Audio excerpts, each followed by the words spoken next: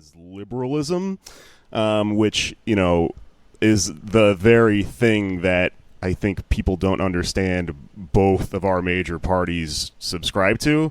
There's a bit of a misnomer, and we tend to think of liberalism and conservatism as these two things that are opposite each other, but really they both fall under this huge term. Jake, big capital L. They're on the same branch. I've heard liberalism is when you won't buy a chicken sandwich because it's not gay. Yeah, there's this great tweet earlier this week where this person, did like a weird inspired thing where they said, liberalism gave you the vote, liberalism gave you equality, liberalism gave you inalienable rights, liberalism is the enemy of tyrants, and I'll be forever proud to defend it. And then it gets a bunch of retweets, and then you cut to like their first reply a day later is just like, whatever, man, I'm not being owned. The response to that, though, the instant one is liberal also gave you slavery. Yeah, That's true. It's like these things are all entwined within the same political and economic genealogy. And so it gave you the good stuff, but it also gave you the stuff it was responding to. It gave you slavery and Jim Crow.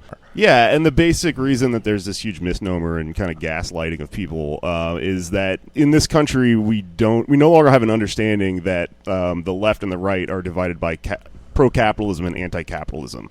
People that kind of believe Cold War bullshit don't ever phrase it as America was fighting against communism, against socialism, and pro-capitalism. They always pit it as democracy versus socialism, which is not. Those two things aren't on other ends of a spectrum. They're you're talking about two separate things, right? So I guess in order to understand that, we go back to feudalism and all these various revolutions that happen, around the 1600s, 1700s, even like our own in America. Reformation, one of the most important of those, of course. Yeah, and a lot of them are very individualistic. So the roots of what we call liberalism is, it's based on these, French philosophers and these people that they tell you in school here, well, these are the people that came up with the concept of you having freedom altogether. But what they were really theorizing was, individual freedom for like landowning white men, etc. It's not an across the board thing at all.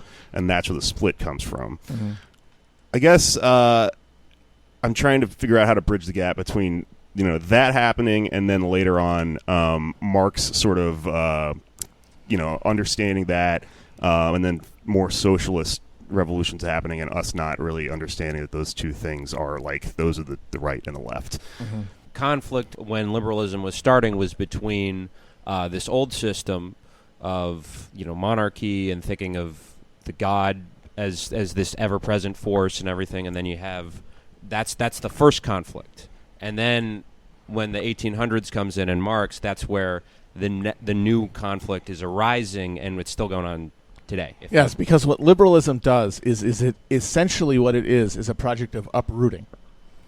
The liberalism takes the feudal subject who is embedded in and he is not defined by his identity or himself. He's defined by his relationships.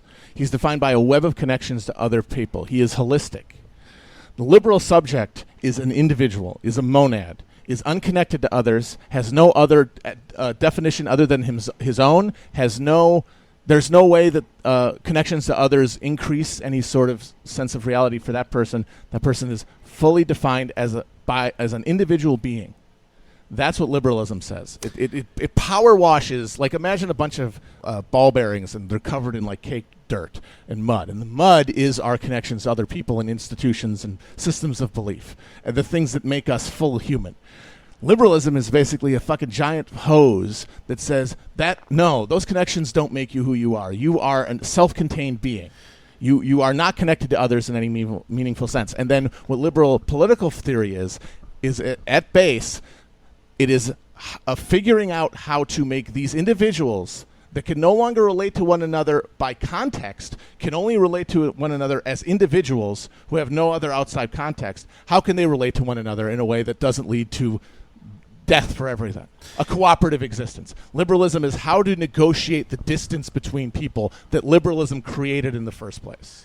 Yeah. With transactions. Yes. It turns human relationships, all human relationships, into transactions. Yes. And that is the difference between that and the feudal subject.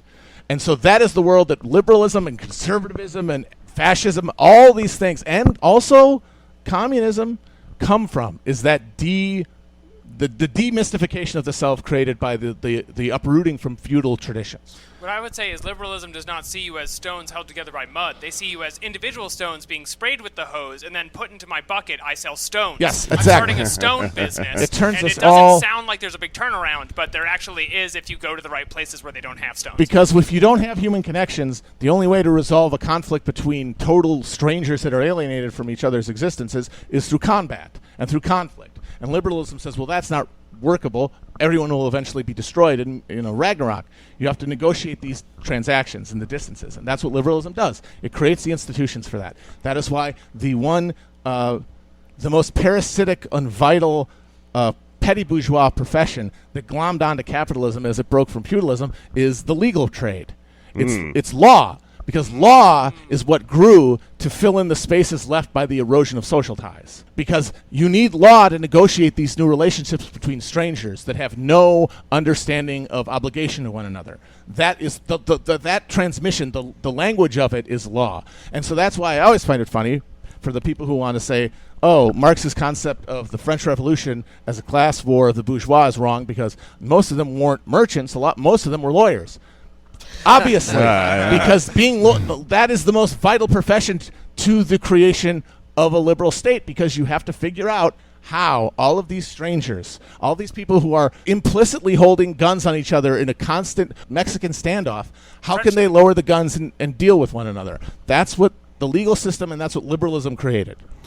Yeah, well said. And I think that individualistic nature of it is also something that in America right now is people don't really understand that as the enemy because it is a stepping stone from moving from feudalism to then hopefully eventually getting to a more collective thing, but because it's this halfway point that was sort of developed by people that then wanted to still maintain their own power, it's still it's anti-solidarity in a lot of ways, and it's really funny because when you watch like a Pepsi commercial or something, what do they tell you? They tell you this is all about you.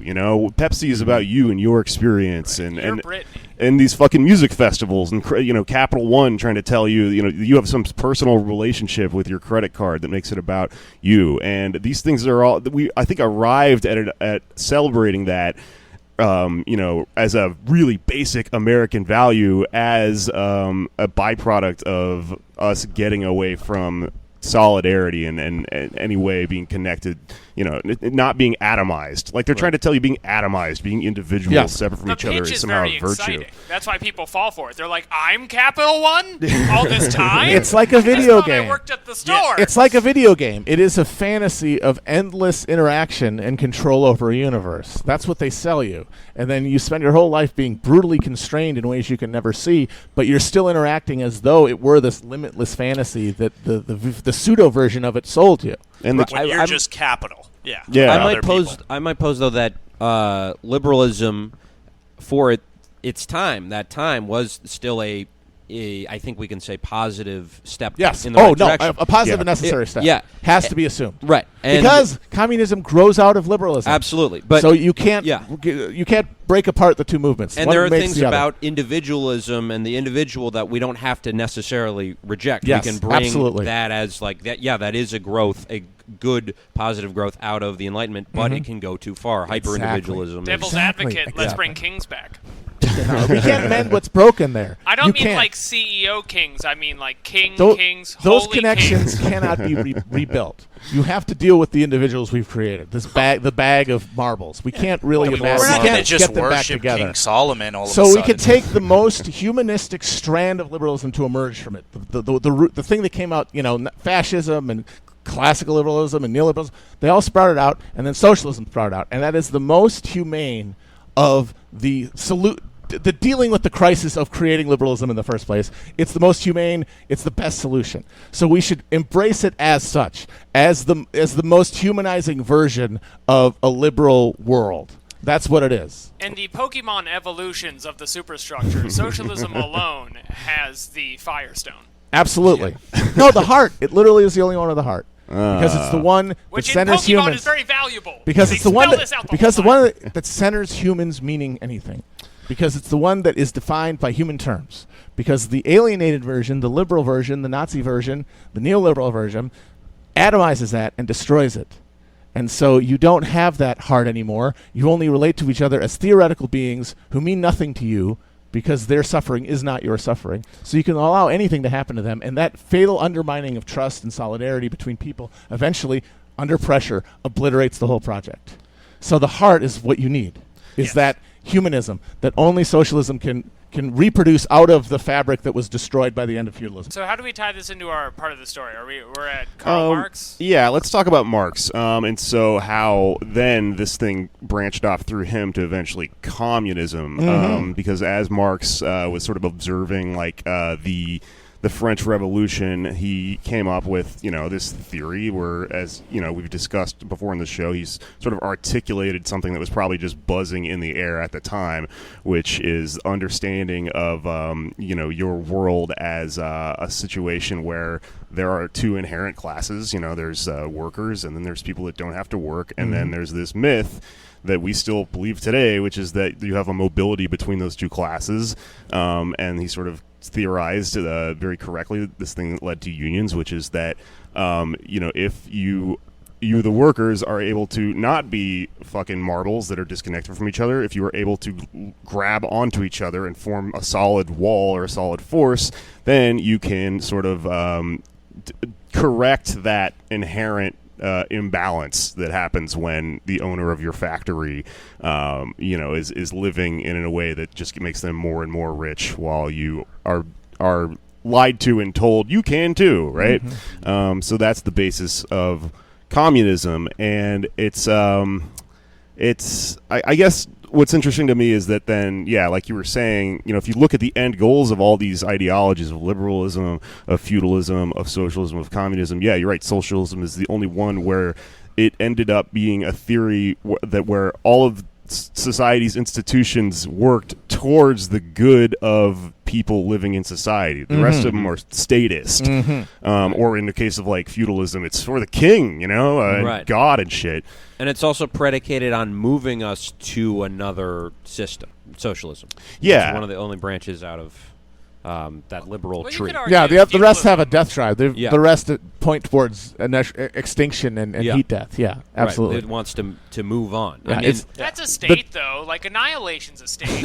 Well, that's the thing. Is that that's the real distinction between neoliberalism and fascism. Is the fascist death drive is conscious, and it is a direct attempt to get to obliteration, whereas the neoliberal death drive is more sort of passive, and it's just sort of towards entropy as opposed to towards like spectacular annihilation. Yep. It's like fascism is an aesthetic annihilation, and neoliberalism is sort of just a dryly physical annihilation. An Shinrikyo on training wheels. Fascism is a case in which like it's Trump will just tell you he wants to fucking kill somebody, but with neoliberalism you need Zizek to come and decode everything for you and tell you what the symbols in these fucking movies mean. Tell you that. I mean, neoliberalism is imbibing from the same poisoned cup of fascism, of annihilation and death to all, but with the veil of sort of faux ignorance put across its face. So at every point it will embrace the same ends of destruction and dehumanization, but it will always choose the option that gives it the greatest amount of plausible deniability and imagining that they're not complicit in it.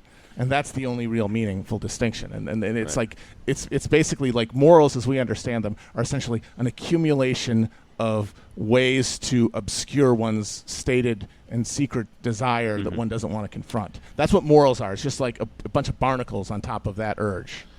There is a distinction too that I think that I remember confusing me, similar to the kind of the left liberal one, which is anarchism and communism. I think we grow up in the United States thinking of the just opposites, but this kind of new alternative, leftism, radicalism, whatever you want to call it, that new alternative to liberalism, ultimately those things are kind of the same, right? Yeah. No, they bend towards the same direction, and all of the strategic sort of suggestions for both strands is towards the same end. So they're both a counterpoint to capitalism, but one being completely horizontalists, like there shouldn't be a state with hierarchy, and the other one communism. I mean, they're two virtuous goals, sort of pulling pulling the mass in one direction that hopefully will resolve between the two in sort of a compromise that's sufficient for both. It's not too far one way or the other in terms of. Well, good thing that they figured it out and they egalitarianism or never annihilate. fight with each other online or anything. No, well, that's the thing. It's like all the online political conflict is completely cosmetic and meaningless because nobody is fundamentally different from anybody else in their practical politics.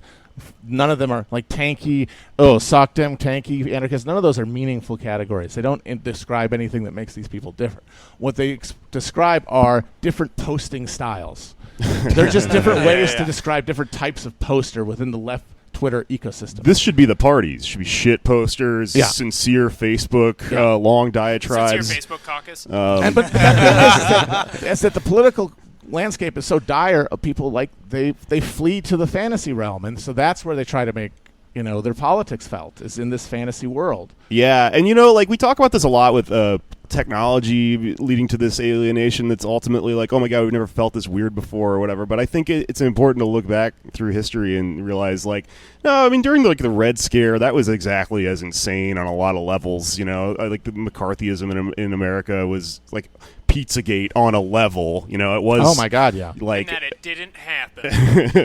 At the farthest end of it, you had the John Birch Society accusing General Eisenhower of being a Soviet spy.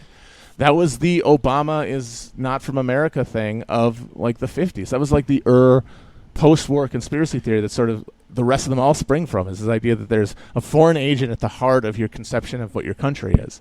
And they invented that with Eisenhower as a spy. And that was the farthest like mainstream expression of that paranoia that was created by that time. It's the mark of a turn when they identified our spy.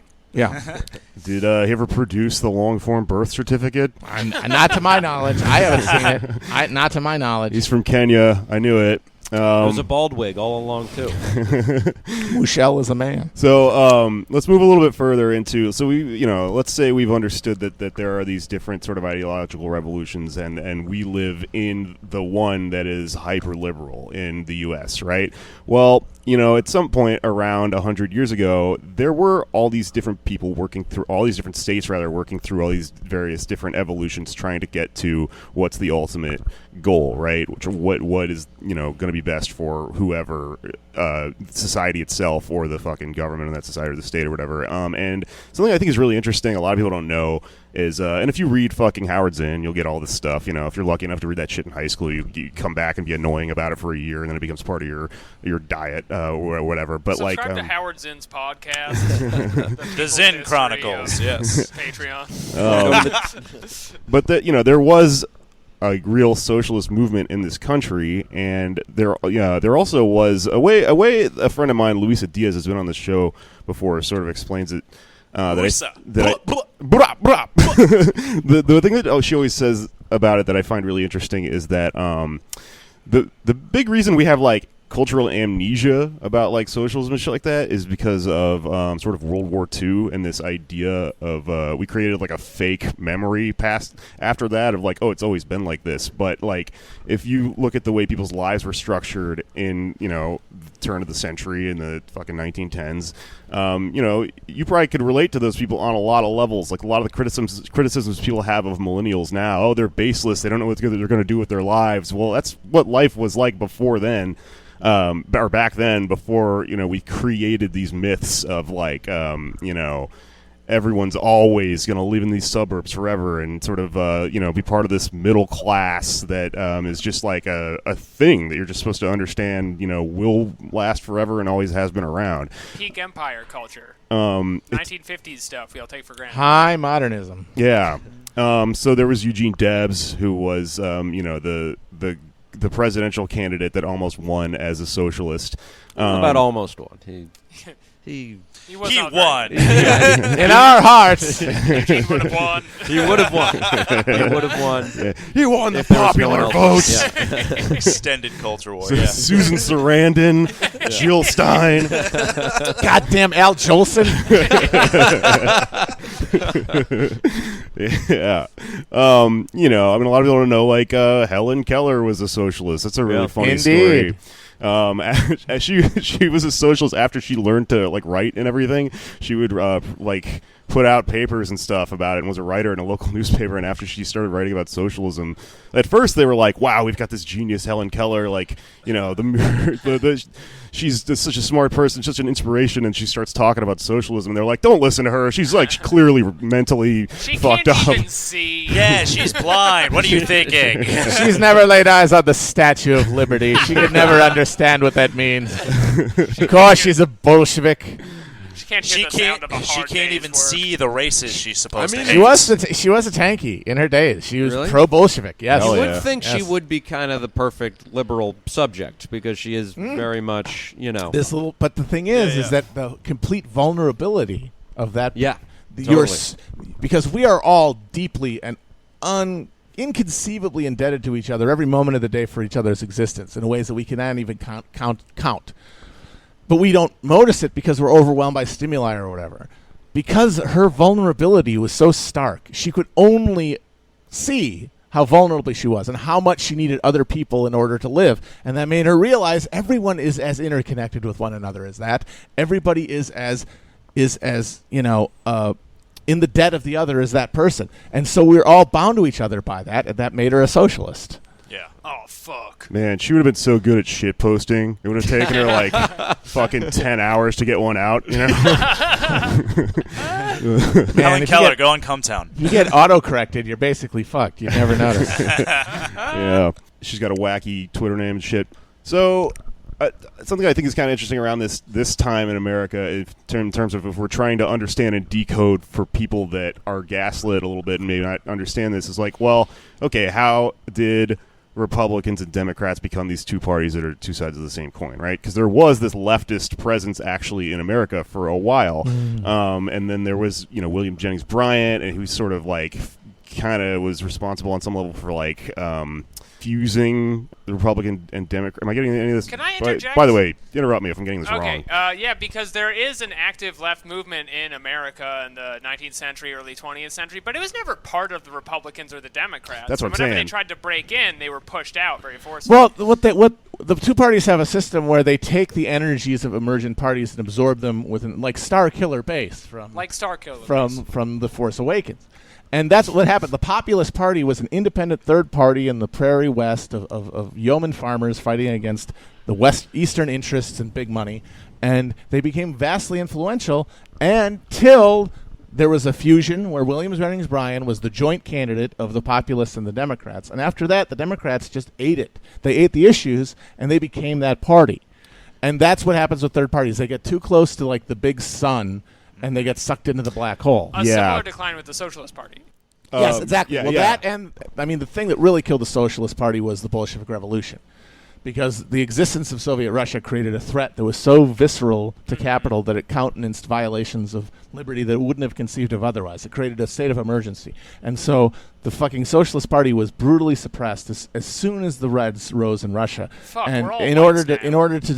in order to stop them, and it worked. Debs went to jail for his anti-war speech. Big Yeah. Bill Haywood had to flee to Russia. Emma Goldman was deported, and it was a clean sweep. The first Red Scare, a clean sweep of activist communists in America because of this new threat, this dark star of socialism that was going to destroy America at any moment, and it's what allowed them to get away with doing this. And then the fascism shows up, and fascism becomes such a vital threat to what we perceive as the good part of liberalism that it actually, you know, kicks in this big response that creates this solidarity between the Soviet Union and Western capitalism, and that's when you had the Popular Front, and there was this idea that the Soviets were good guys, and there were all these communists in arts and in high levels of government who thought the Soviets have figured this out, we're going to do this together. And then after we defeat the Nazis, the threat immediately goes to our biggest enemy, which is the emergent Soviet Union, and all of those pathogens that have infected our culture, they get attacked by the white blood cells of patriotism, and they go, well, you were connected to the Soviets during the war, and you were in this organization that was connected to the Soviets over here, and you were in this group. And that was where the second Red Scare came, this antibody kick-in to flush out the pathogens of socialism that had been infected by the alliance with the Soviet Union to fight the Nazis. And that second Red Scare is what set the stage for neoliberalism. Essentially, it's like, you know how they say you shouldn't do too much you don't want to drink anything that's going to kill too much of your gut microbes, because hear once that you all the get time. underneath a Yeah. certain balance, like you're undermined, like your homeostasis is undermined, and then the other thing can kind of take over and you become sick. It's the same thing. We got rid of so many of like the good liberal socialist, humanist antibodies or things in the bloodstream that there was no defense against this rampaging fascism that came back. First in the form of neoliberalism, and then once crisis hit, now neo-fascism. That's where it came in, because we destroyed our antibodies, we destroyed our resistance to this pathogen, and it just took over, starting in the 1970s specifically. Or, for a simpler Star Wars analogy, when fascism arose, we see an alliance between unlikely parties like Luke Skywalker and that big cow that he has to suck the tits of in the movie. And that's what socialism is. That big cow is Jeff Flake.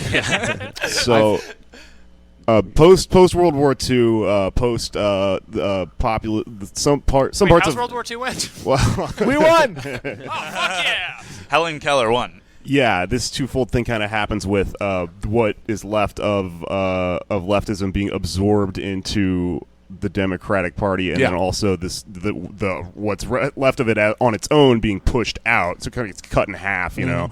What I'm getting at is through the 70s there was like the decline of unions, and you had someone like Jimmy Carter sort of realize, maybe he was one of the first big ones in my mind that realizes that he can sort of run in this Democratic Party that is banged up and not really a thing anymore, but is the other party. He kind of ran as a progressive, but then Ran as just like a ray of sunshine. Like Yeah. You had no. People didn't know you could do that before. Well, yeah, they would ask him like, "What's your foreign policy?" and he'd be like, "My foreign policy is as good as the American people." Oh, like fuck. that was. He what just would played say. Donovan. Yeah. Dance. Yeah. yeah. So let's move forward a little bit as we get to through the 20th century to where we are. Another big component in how we got to neoliberal hell. Well, two things. First, let's go through like Reagan and just extreme Koch brothers libertarian capitalism. I think everyone should probably read the shock doctrine at some point in their lives, because it shows It's you happening right in front of, like, Puerto Rico, and Naomi Klein has written a book about this.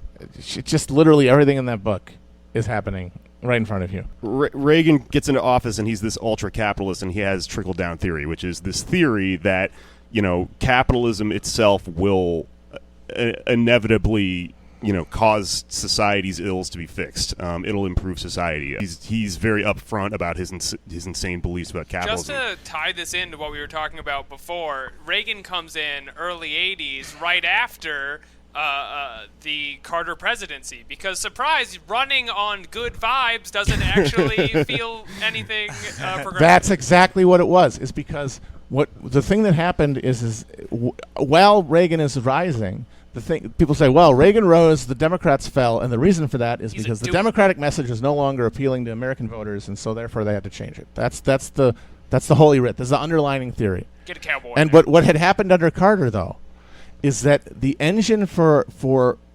Democratic voter engagement that made them a viable party and that made their numbers, because there were always more people who were Democrats than Republicans, mean anything, is that they had this economic policy that helped the average worker, and they were identified with that policy ever since the New Deal. The Democrats were the party of your paycheck. They were the party that was going to help you out, make things easier for you.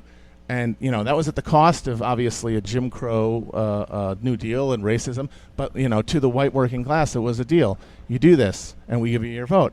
And it fell apart because the economy shuddered to a halt worldwide in the 70s, and the U.S. was no longer able to hold on to the economy as the driving force of it. They had to be one part of others, and that's when Nixon got off the gold standard.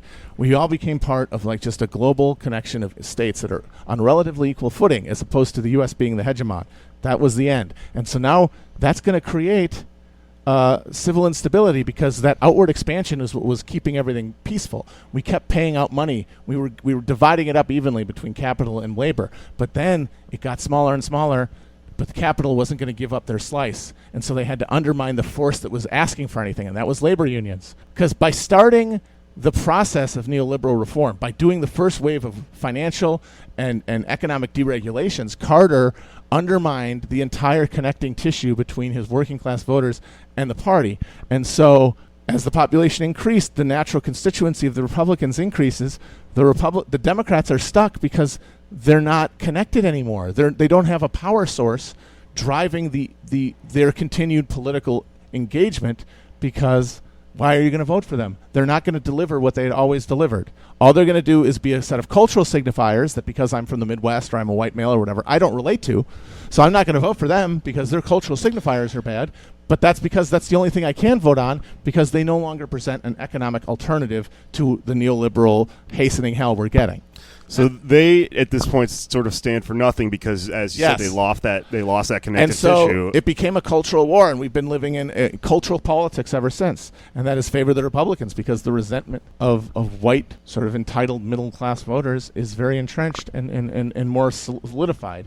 It's not as divided as that of other areas, other groups. So they have a unified belief, and they've been smashing through the walls and making sure they hold on as long as possible to this cultural superstructure, because they've given up any hope of changing the material relationship, which is just annihilating every connection. So something I think is important is around this time, as you know, the Democratic Party is sort of losing meaning, and as the right is like pushing real hard their sort of mythos, their myths about culture. This is when we start to get to where like people believe in the concept of like the Bible. Yeah, this is when people start to believe in like welfare queens and stuff like that, and they've weaponized the idea of resenting other people, and it's all through this individualistic ideology. Yep. It's all about like these people are going to come and they're going to throw off this delicate balance that we have with like minimum wage. This is what they say. This is why they're so anti-immigrant.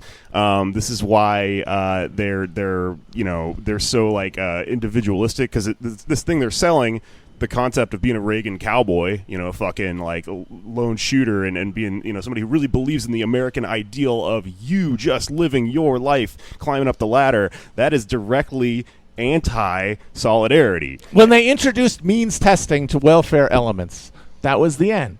Yeah. Once you create means testing and you create categories of citizen who have different levels of support from the state, you create poisonous resentment that can't be resolved any other way. All programs have to be universal. That's what builds solidarity. That's what builds a sense that everything I give to you, I get back, and that's the sort of the unifying give back that like gives base. It's the basis for all social relationships, that we could actually live that way and feel like we are safe. Yeah, no one ever called anyone a social security queen. Yeah, exactly. And as soon as you introduce means testing, then you have categories of citizens with different levels of responsibility and rights. Be pitted against each and other. You can decide that the state is the fault of that. So this and decide the state has to go away because it was just the free market. It was just the hounds, the ferocious hounds of capital, without any constraining harness. If it just obliterates these sedimentary layers of laziness and privilege, good. I don't care. Yeah, so this half-assed, form of leftish thinking, if you can even call that at all, that now keeps continuing to lose against the right, just solidifies the right's individualistic ideas more and more and more, which is why then it sort of mutates and has to turn into this thing where when you get to like Clinton, he only is able to win through this thing called the third way, which is like how we arrived at having someone who is sort of, socially, progressive while economically conservative, which is really an oxymoron. Socially liberal, fiscally conservative. Yeah. By the way, that's my all-time favorite 30 Rock joke. Yeah. When Jack Dennis. is going up to Dennis to see if he could maybe get him to help his campaign, and he goes, "What are your politics?" And he says, socially conservative, fiscally liberal. Yeah. It's such a smart joke because so many people in the culture at the time considered the opposite of that to be the that's smartest like the thing ever. default thing. Oh, this is how I'm above partisanship and I'm a smart person. Yeah. And people still say it all the time. It's now. like, I think for some reason the one that I'm conservative on is the one related to my material condition. That's fine. Yeah. Just so happens to be. One thing the one that least affects my material being is the one that I'm least worried about maintaining. That's funny. That's odd. I What a think goof. with- What a Well, it allows you to maintain a relationship with your fucking racist dad or whatever, Yeah. because you can go, I believe in the abstract stuff like you do, you know? I'm just a little bit more evolved. I think gay people should be able to get married and Yeah. stuff. That's and how when you it make comes to yourself money, feel I'm like still a- racist. Yeah, that's exactly what it is, though. It's fucking racist money because, the social justice cannot happen without the economic base. It's not just saying that you like a group of people affects them in no fucking way. I think the problems are bad, but I think all the causes are good. That's exactly why neoliberalism is so obnoxious. Is because it's a circular fucking argument. Yeah. Well, yeah, and I think Clinton, and you might be able to apply some of this to Obama too, really gets at the heart of what people mean when we complain about neoliberalism, because you have someone advocating traditional liberal, in America anyway, policy values, not positions, but things like healthcare, education. But those things his solutions are all market solutions. So they're liberal causes, but the policies themselves are in effect conservative. It's an unstopped rightward slide from Reagan on. Yeah. The words change, but the battleground And is what just nothing. and but what it that. really is, and the thing that you have to remember every time you see some seemingly woke expression by a Hollywood celebrity or a Democratic politician who might not be perfect, but they seem like their heart's in the right place, or any kind of appeal to being reasonable and how you need to compromise, and how we have to be open-minded, how all of those things. It's part of a switch in mindset. Liberalism saw the market as a way to constrain nature in a way that was mutually beneficial. They would say something like, you shouldn't have the state interfere with the market. That's what they would say. It's their short capsule idea. That was liberalism. Then after the crisis of the 70s sort of necessitated this doubling down on all of the more predatory elements of liberalism and letting go of all the equality stuff that made it stable, you see people getting more fanatic in the belief. And it switches from you shouldn't have the state interfere with the market to you can't have the state interfere with the market. The market goes from an element used to make sense of the world to a totalizing concept. The market is everything. Right, Everything yeah. is within the market, including all politics. And so the state exists, and there isn't a separation. The idea there's a separation is a vanity. It's a fantasy that you're trying to make yourself feel better, like, oh, you're observing fair rules.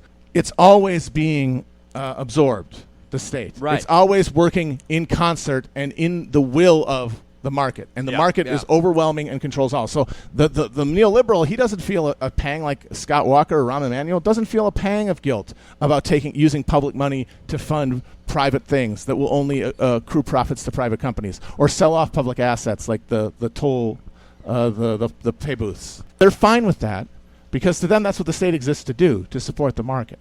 A previous generation of liberals or conservatives would say, no, these are separate entities. They would fool themselves into thinking that. The neoliberal is like, no, we are at the crisis state. They cannot be, this fantasy can no longer be held. Just fucking hit the fucking gas and subordinate the state in all of its ways to the perpetuation of capital. And that's where I think the distinction is between neoliberal and someone like a Ron Paul, who would say, no state intervention in the market whatsoever. A neoliberal would say, well, we're not against the state. The point of having a state is to facilitate the market. Yeah, and I think conservative- What and they're by- saying is there shouldn't be a difference at all. Yeah. Right. In And a- just by virtue of making more money, that's benefiting society somehow. Yeah, well, I think in a branding sense, is the way they sell you what they're all about. They got to a point where they had to treat that market idea of it being just the most important thing as something that has inherently always been true, something that is a core American value, and that's why I think that's why I wanted to tell the whole story, because if you look back far enough, it's like, no, wait, that's bullshit. But it's just that if you're a certain age, that just seems it's a paradigm concept problem. It's something that grass is green, the sky is blue. This worship of market is just the way it's supposed to be. The president is supposed to be a war criminal. All these things are normal, and they sort of I think accidentally perpetuated those myths just by being politicians and just saying whatever they needed to say to win. And speaking out of both sides of their mouths. Clinton did that, Obama did it, and it all culminated in the fucking bubble bursting and the bottom falling out of it in 2016, when I think that those things just became more obvious, or enough people just like threw their hands up and were disenfranchised, and that's why like now like the examples of this, once you understand it, are so fucking extreme. I mean, like that Fearless Girl statue, you know, that argument that like feminism now is a woman working for fucking Wall Street or a missile company or whatever. These are extreme examples of the two things. They think Kirsten it's spelled Mrs. Old. Kirsten Gillibrand in a speech recently was like, Lehman Brothers wouldn't have happened if it was Lehman Sisters. Yeah. Wow. Mario Brothers wouldn't have happened if it was Mario Sisters. Gillibrand's so funny because she's so clearly just totally without any principles, but she understands that going to the left is her best bet for 2020, and so she's just so much just, look, just tell me what to say. I love Yeah. that. Whatever you I want. love It's like, it. oh, you don't want, what? I shouldn't have endorsed this guy? Never mind, I don't endorse him. Oh, I shouldn't have done this bill where they fucking do drone strikes against BDS supporters? Okay, no, never mind, I didn't. It's like She's her- just like, just tell me what to say. She's like the drill tweet, like, turning my head towards the audience while holding a big lever that says racism and deciding where to put it. Like, that's her. Just like, what do you want me to do? I just, whatever it takes, I want to be president. Yeah, She's her, the only one who does it. yeah, her and Kamala Harris are like made from that same DNC fucking Yes. play, and they're just like, well, what are my analysts saying? Like, what is Eggheads. Twitter saying? Are Twitter my analysts? And just following their fucking lead to the point where they're going to end up in the same spot that Hillary Clinton campaign was, where Because they're you going to be just- like, well, what does the fucking algorithm say? I Yep, don't believe because in that it. hollows Yeah. it out, and then all of your energy is gone because you don't represent anything anymore. Exactly. Yeah, I could see a scenario though where they keep that sort of they try to keep their progressive bona fides through the general election if one of them is the nominee. Whereas with Clinton, someone like that, they want to tilt more to the center. But then when they get in office, it's going to be the same shit. Sure. Well, yeah, and so that's why it's something that what's his name, Michael Brooks. I just did his podcast, and I listened to an episode he did on the Third Way, and something that he said I thought was kind of poignant. More like the turd way. about, Savage. Michael Brooks. Roasted. Your ass got roasted. fatality. David Frum, Holy suck shit, you off. have a cat? Yeah, it's I spent hours in this loft. I've never seen your cat. she's kind Takes of a your shit recent. out of cat. She's a recent addition, and she's been mostly laying on the yeah. tile floor. Why my eyes are itchy. But that weird shit that like Democratic politicians do all the time now, where they're like, well, you know, we have to win over more of these right-wing voters. We can't move farther to the left. We have to throw abortion or whatever under the bus. You know, we have to do all these things. Comes from the playbook they developed, you know, when they were forming neoliberalism. And now you see them, and, you know, this is maybe a ray of hope, maybe not. They're doing the same thing where they're testing the waters and starting to realize, maybe I can win some of these fuckers over who I have hated forever if I say I'm for, you know, Medicare for all or whatever. There's a great Onion article that's it's like about a Gillibrandish, you know, character. It's very obviously her, and it's just her going, I guess I'm for Medicare for all now, since you fucking people won't leave me alone about it. It's like really funny. It's written from a very angry point of view, you know. But I mean, I don't know. We have this situation now where it's like, yeah, we can pull these people left, but people should understand that they don't want to go that way. We shouldn't have to be dragging a Democrat kicking and screaming into supporting, you know, policies look that at their people donors. clearly want. See what they voted for. Yeah. See what they've said. Think of it like the have to Khmer Rouge. To keep you is no gain, to lose you is no loss. Yeah. Just Yeah. fucking get rid of them. Look at Cut it. out the fake friends in your life. No time for that. No time for fake friends. Yeah. On the timeline or in the IRL. Yeah. Khmer Rouge, Khmer would Rouge definitely, and Drake. That's who you should listen to. Yep. they would definitely fall under the sincere Facebook caucus. Yeah, I'm cutting out all the toxic people in my life. If you're reading this, count yourself lucky. Yeah. If you No. have glasses, fuck you.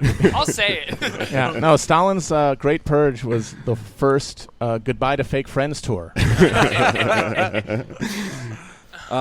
If we could just briefly, because I'm thinking like people are listening and they're hearing like socialism, communism, like maybe briefly talk about what we mean by that and how it differs from what was all happening on the other side of the world with the Soviet Union. Why? And I think that's like what turns a lot of people off from yes sure, word sure, is. The Red absolutely. Menace. What I'm Yeah. trying to do with this show is identify that split Totally. and explain it to people. Yeah, So yeah. please, Episode if one, you know The how to Red like, Menace. if you got something to speak to about that, go for it. well, like AOC, as we call her, Alexandria Ocasio-Cortez, was on The View last week, and she had to explain socialism in like a 7-second soundbite. And her answer was basically, if you shouldn't have to be poor. That's a good answer, I think, for that context. Honestly, that's a great capsule description of like the basic driving concept of it. I think she should have rapped. And that's as much as anybody is ever expected to define their terms in politics. Oh Right. my God, Yeah. politics is nothing if not totally vacuous bromides with no clear definition. Then they just spout them out, and then now all of a sudden she has to fucking get these definitions all of a sudden. But it's okay because these are real concrete things that can be defined quickly. And no poor people is a perfect fucking distillation of it. Yeah, that's why it's so interesting, is because like it shows you that, you know, if your ideology has a goal, you can just answer that question by stating its goal, but you can't do that with neoliberalism, which is why, you know, if you ask these people what they believe in, they just trail off about entrepreneurship and you know, Freedom. weird compromised means testing about They all have that Dunwich look, you know. They all have that Lovecraft thing where it just seems like they've spawned from the deep and they've been infected with just a mind virus that cannot be overcome. But one of their talking points that can sometimes, it's a very simple, stupid point but they'll keep hammering it on you, is this. Well, what about the Soviet Union? What about Cuba? What about all these examples of where people were quote unquote socialists? And like quickly, like why is that not actually what Marxism is? What socialism is? My answer to that would be that most of these states, like Venezuela, for example, is like probably their favorite one to throw at you. It's like, oh, look at this clearly failed experiment here. It's really hard for them to really make that argument feasibly because all of these states are also the number one driving factor in how things played out in their governments is the American government. So, you know, if you look at Venezuela, like so much of their economy was based on oil, yeah. The word is oil. What's it called? It's called ore. Say the words. Chavez is Like Combe I don't with need to black. tell you I'm an oil man. Here's your afraid fucking to say it. stability, my main man. But the reason why that throws off the Texas argument tea. that it's you know that oh, you tried to start socialism in an isolated place and it didn't play out like For sure, in yeah. a vacuum. Yeah. That's bullshit because the oil was affected by what's going on in imperialism and all this shit. Right. You could And there- even argue that the descent into authoritarianism in the Soviet Union starts when the whites have the civil war with the Reds, which is entirely funded by European empires. Well, that's the context. There's two big contextual things you have to remember with every discussion of the supposed crimes of communist countries in the 20th century. The first is that all of those crimes exist in the context of constant, nonstop, holy war of capital against it all over the world. As soon as the Soviet Union is created, you have a nonstop, just 5-alarm attack on every front, cultural, military, political, economic especially, to undermine and destroy that nascent communism. And that wherever communism emerges, this vicious fight from fucking, you know, the bombing of Hanoi, which was greater than all the bombs dropped in World War II, the fucking illegal mining of the Managua Harbor with the Sandinistas, the economic warfare, CIA plots, the sort of constant warfare, nonstop, invisible warfare against every aspect of socialism throughout the entire world when capitalism had the upper hand materially and essentially covered the globe with its power and ability to injure at every point. How can you judge anything evenly in that kind of siege mentality where the need to maintain this always attacked exterior is always going to undermine your desire to create like a real, you know, humane society, because all hands on deck, you're in an emergency, and that emergency lasted the entire existence of the communist state. And that's the thing that gets forgotten. And then the other one, which is equally important, is that whenever they throw out the big numbers for deaths under communism in the 20th century, 100 million, 200 million, the vast bulk of those are in the USSR and in China and are related to famines created by industrialization. Because it is the process of industrialization was the the guiding force and cause of the deaths of the vast majority of those people. In all those famines, some of them, you can argue, some of these people died here other than here because of the actions of the government. But the main thrust is these governments decided that they needed to compete with the West and create industrial economies, because that's what Marx and everything had told them to do. And in doing so, they squeezed 200, 300, 400 years of horrific capital accumulation into 2 generations. And of course, those numbers are horrifying. As many people as died in famines in China and in the USSR. But in a slightly elongated timescale, multiples of those people were killed in areas where industrialization was driven by capitalism. Every person who died from smallpox and starvation and outright massacre in the conquest of the Americas by European settlers and by imperialism, that's on capitalism's fucking that's on there. Every person to die in famine in India in the last 200 years, a number in excess of 60 million, including 3 million under Churchill's watch, under Churchill's cackling gaze during World War II, putting Churchill on par with Stalin and Hitler as a fucking genocide. Oh, Churchill was fucking horrible. But so you take those bodies, and they dwarf the number of people who died under communism, but because communism is this, you see the hand come in and force these things to happen in a way that Adam Smith's clever invisible hand doesn't get blamed for, even though it's just as responsible for. Communism gets the blame. Capitalism doesn't get the blame for 500 million killed in colonialism and imperialism and slavery and all of that.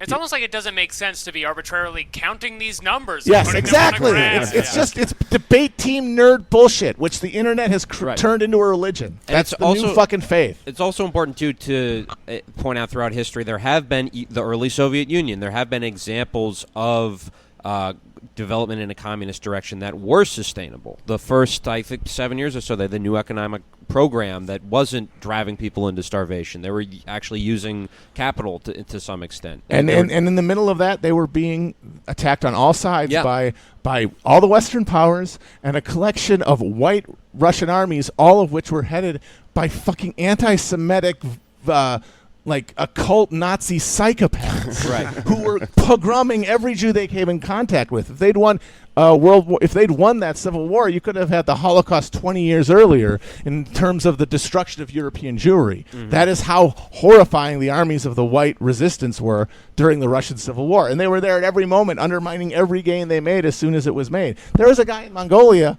Unger Sternberg, who considered himself like the last reincarnation of the Buddha and had a fucking cult army, like some psychotic, like Mongol Jim Jones. And he was out there chopping people's heads off as part of this resistance that was supported by the United States and the Great Britain and Japan and all the civilized countries. That defined every element of the Soviet experience. Holy shit. And harkening back to your example of Venezuela, and then that's now what you're hearing from establishment Democrats and neoliberals about, in light of the Ocasio win, and that's what you heard in 2008 when Obama got elected. Mm-hmm. So it's like horseshoe theory is real, and liberals subscribe to it. Yeah. I mean that facetiously, but you know what I mean. Yeah. Oh, man. Okay. So I think that was a rather ambitious crash course through the 20th century. I think hopefully we might have helped connect some dots into how we're now in a hell world where, where fucking social justice is, working for a bank, where, we've got these leftover vestiges of these broken up parties and ideas laying around, and it's becoming very obvious. Now hopefully if you listen to this and you couldn't before, you can identify a neoliberal idea. One thing I wanted to add that is about these politicians and why, to answer my friend Martha's question, how can you look at one of these people and decode whether they are actually working in your interest or whether they're a career politician, whether they got money, and whether they say their own version of dog whistly shit, like a friend of the show Natalie Shore pointed out very astutely one time that a phrase that you need to look at and ping real hard is when they talk about healthcare, and they use access to healthcare. Exactly. These aren't the droids you're looking for, a mind spell. It's such an underhanded thing, but if they don't say Medicare for all, They don't say single payer or whatever. They don't That's say a big red flag. Yeah. But really, the best thing is it's very easy. You can just follow the money. Exactly. Like Crowley versus AOC, you didn't have to listen to a thing they said. You didn't have to read a single mailer or watch a debate. All you needed to look were the fucking disclosure sheets. AOC, small donors, individuals. Crowley, every fucking scumbag bank and Dracula factory on Wall Street, fucking vampiric real estate developers, every fucking sucking asshole in the greater New York area was bankrolling his campaign. That's all you needed to know. Yeah, it's that simple. This candidate And guess has what? some It didn't work interesting- for him. And the thing is that there's all these libs who are complaining. The thing that astounds me is that the reason they get so mad is because they have taken in their head the role of being in charge of the Democratic Party. And so everybody else is a supplicant. They don't see the Democratic Party as something separate from them that they have to influence. They are it in their heads. They're in charge of it. And so they see any criticism of it, of these like ungrateful swarming hordes, because their minds instinctively identify with this institution, which is insane. Can you imagine like the kind of mental gymnastics you have to go through to assume that you are a party where you never go to a meeting? Yeah. Like you're a job Yeah. you've never showed It's up astounding. at. Like they're engaged. It's not like a mass party. It's not like the Red Guard. It's not like some like mass political movement, the no red one shirts likes or it. something, or the fucking. Yeah. It's not the fucking squadristi. Yeah, they're Well, the the thing you stone go cutters. to every 2 to 4 years and pull a lever. People- That's all it is, and yet they've got it in their hearts. That Stop. is their identity. People that are really into like social politics and identity politics and stuff like that seem to understand the word gaslighting and what it means. But when you ask them about politics, it's like, no, clearly I came to these decisions on my own based on nothing other than not being a fucking Republican. But that's why they kept saying, and they were so mad. Wow, Crowley, he endorsed Medicare for all. He said yes to a $15 minimum wage. There's nothing these people won't demand. And it's like, lady, look at where the money comes from. Anyways, does anyone have any final thoughts before we get to plugs? Smash the state.